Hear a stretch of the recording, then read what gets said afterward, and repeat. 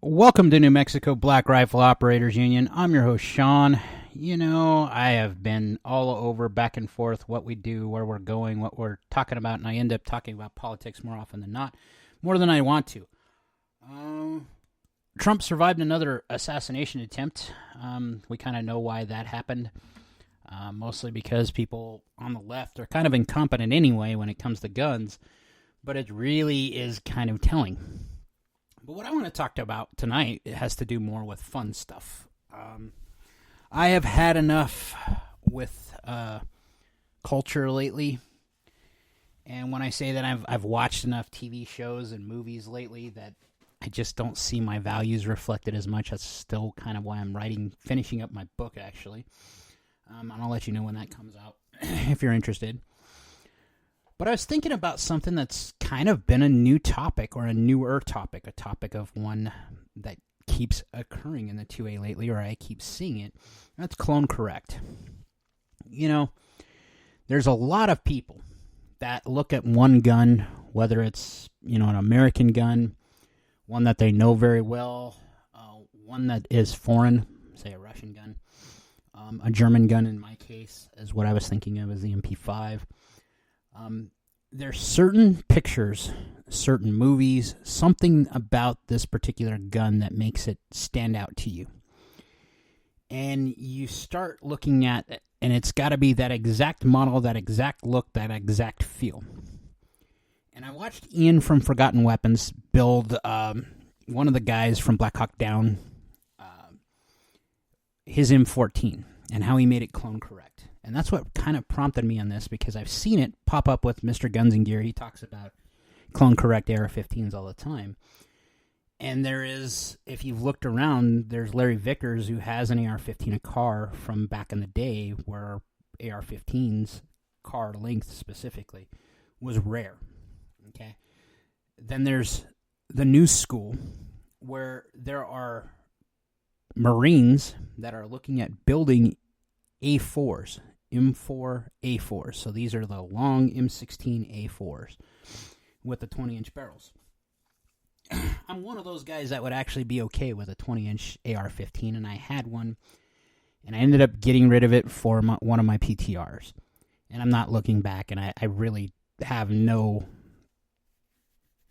dog in this horse, other than I like the 20-inch AR-15s because of what it does to ballistics.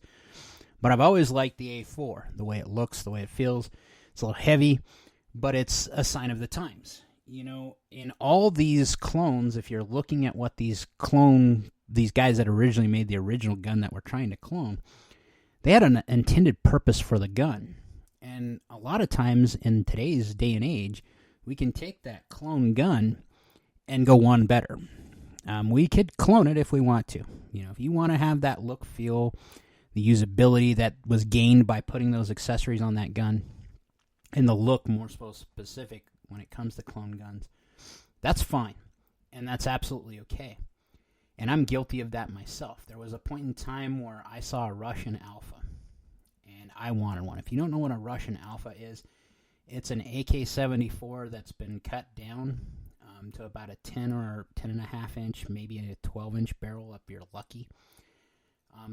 They usually take an AK-74U with a longer barrel. That's basically the better way to put it. And they make it into something like we would use in the West. They put rails on it, Zenit code rails, a hollow sun, or not a hollow sun, it's usually an aim point on it. And this is what the Russians use, their special forces, their Spetsnaz used. And I'm being an AK guy, naturally that's going to cue me, but then I actually got to shoot an Alpha, a Russian Alpha, one that was clone correct. And the first thing I noticed was, holy crap, they're heavy for the size of the gun.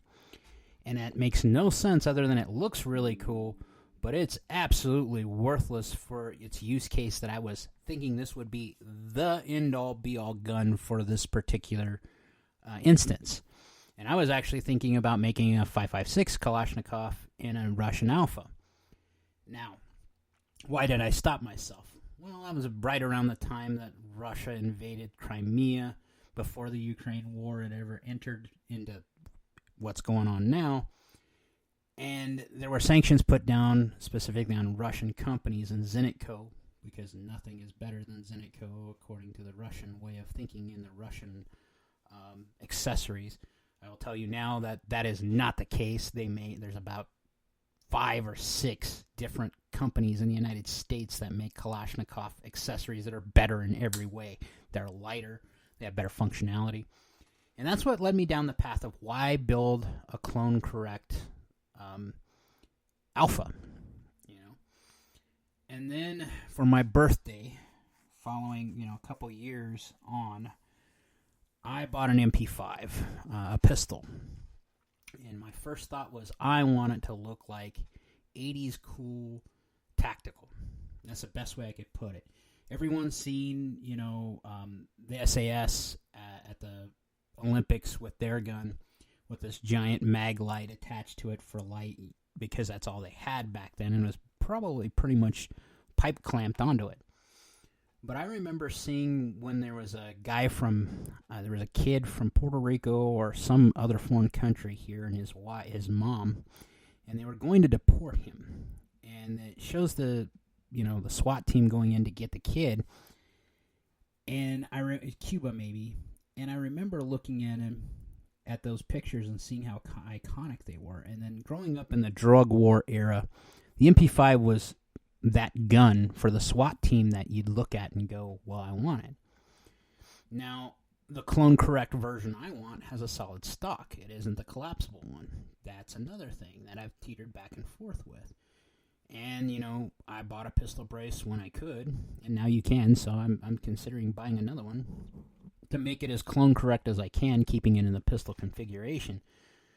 But with the availability of tax stamps and the availability of a suppressor, I can actually get almost the clone correct gun I want. And it led me down to another thought process with this clone correct thesis. All these clones that we're looking at, these guns we're trying to clone, we're looking at ways to add accessories one way or another, lights, lasers, something to add functionality to the gun. And trying to clone correct it for that particular point in time makes sense if you want to keep it back in, the 1980s. But if you update the design to the current offerings, now you have a weapon that is not clone correct in any way, but more functional. And that's kind of where I'm leaning now with my MP5, is that the functionality I've seen when I've taken it to the range, the capabilities it has, because I wickedly underestimated the ability of a 9mm pistol caliber carbine to actually engage targets at anything over 50 yards, and you absolutely can. It's a little more challenging, but you can do it.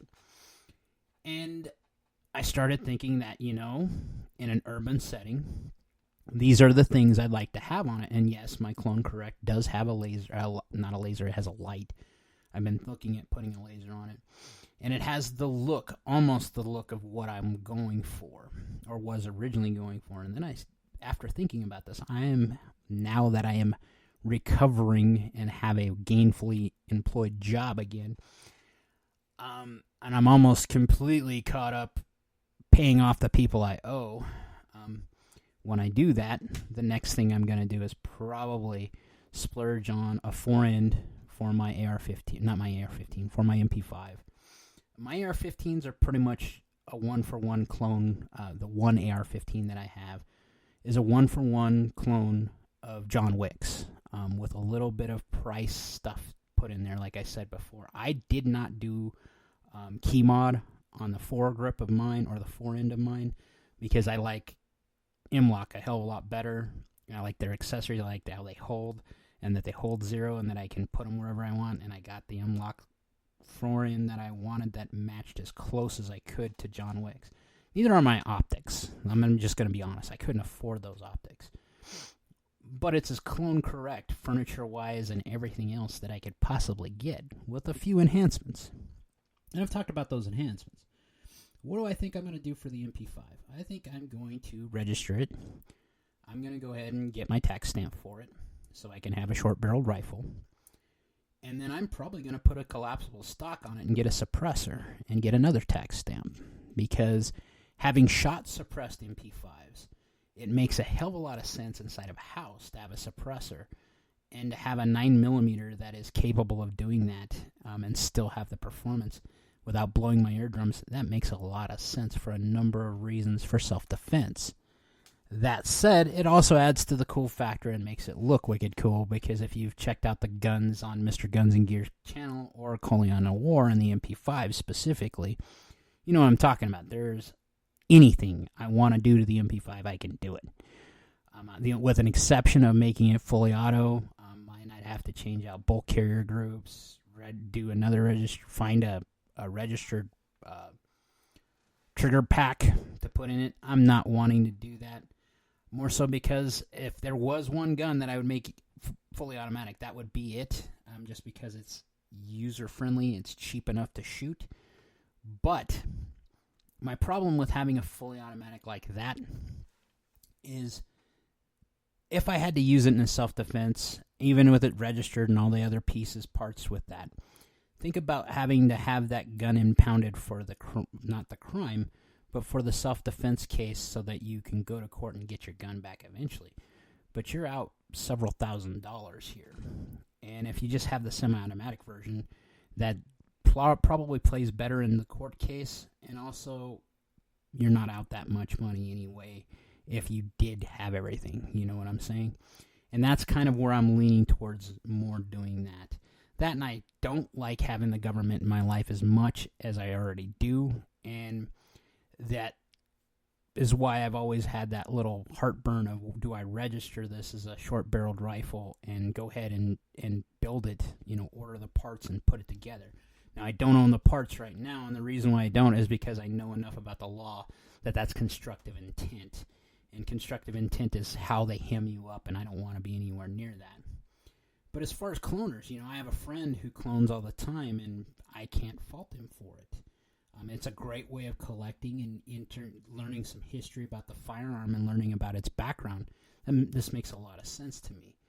So I understand the cloning pieces. I mean, I have a K98 that is 100% correct to what its time and place was in World War II.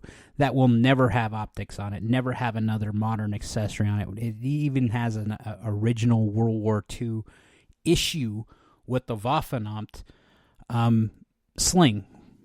I've had to oil it often to keep it from the leather supple or treat the leather. I even have a bayonet for it from the day and age. But I'm not ever going to put optics on it because I do have K98s that have been sporterized that have optics on it, and they do add functionality. There's something to be said about the original OG version of it, though. And that's kind of where I'm leaning more and more nowadays as I build guns or as I'm getting ready to jump back in and purchase a few, is to keep them as functional as possible for the genre that they were in. Now, an AR-15, I'm very happy with mine. I see no reason to do anything with it. I love my LPVO. I love my red dot that's on it. I love the gun. And if Western society burns down nowadays, it's probably one of two that I don't grab first, So that's saying a lot for a guy who years I've had Kalashnikovs. I have 5.56 Kalashnikovs. And that was my go-to forever. And then having used the AR-15 and seen its reliability and seen what you have to do for care and feeding, I understand why I want that weapon, because it's Western societies and we can support it a hell of a lot better here than we can the Kalashnikov. I mean, the fact that we're looking at 300 blackout Kalashnikovs now because we can't get the 7.629 ammunition tells you something. And that is a big deal to me. I like shooting my guns, and I want to be able to use the guns I have. So this is where my cloning stops, to some degree. Clone guns I could see me making in the future other than the MP5. I want a PPK. I want James Bond's gun. I'm not going to lie. There's not very much customization to it. And I got to figure out which film version of the gun I want. That would be as close as I could get. The same goes for I want John Wick's Glock G34 he had in I think it was John Wick 3 or John Wick 2, the end there. I want one of those. I'm not interested in the 2011s, more so because I have a 1911 I'm comfortable with. I like the trigger. It's a great gun. I know it's Karen feeding too. I know the two types of ammunition that I never have any issues with it. And that's not why the gun's there. The gun is my dad's gun, so it's got some familial background to me. After carrying 1911s most of my life, up until, about my 30s, when I got my concealed carry, that's when I started looking at modern pistols and why the modern pistol kind of outclasses it in every way. All you have to do is go through a couple shooting classes, like long-form shooting classes, to realize why the 1911 is probably not the gun for you for self-defense. Is it one you can use for self-defense? Absolutely. Has been used for years. 2 world wars, right? Is it the gun you should probably use? Probably not. It's probably an M&P or a Glock, to be bluntly honest, or a SIG for self-defense. And there's nothing wrong with that. Building a SEAL Team Glock, building a SEAL Team SIG, both of those exist. Building a clone correct 1911, because the MARSOC bought a lot of those. That's something to think about too. Are there a lot of clone guns? Yes. Is it something I want to do anymore? I don't know. My son wants to clone a couple different things. And I'm probably going to help him do that. But I don't see myself in that clone world. And that's because I'm at a different place in collecting. Things you need to worry about with Glock, not a Glock, but clones. Are the pieces going to fit together? Are you going to be acceptable? Are you going to accept having to use something like a pipe fitting or a pipe clamp, because that's what they had at the time? I mean, that's clone correct. Black taping some things. This is what the military actually did for their clone correct, because that's what they had at the time. If you're doing actual clone correct, nowadays I'm of the volition that they make the accessories that make those same things happen. So why don't we just do that? I've gotten older and grown, I guess. Like, share, subscribe. Most importantly, be great.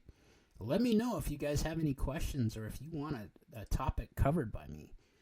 Cloning guns is an interesting idea. If there's a particular style and make and model you want, absolutely go for it. That's the cool thing about the 2A. There's guns that are functional and there's guns that are just cool. And they're all different for each of us. Be great.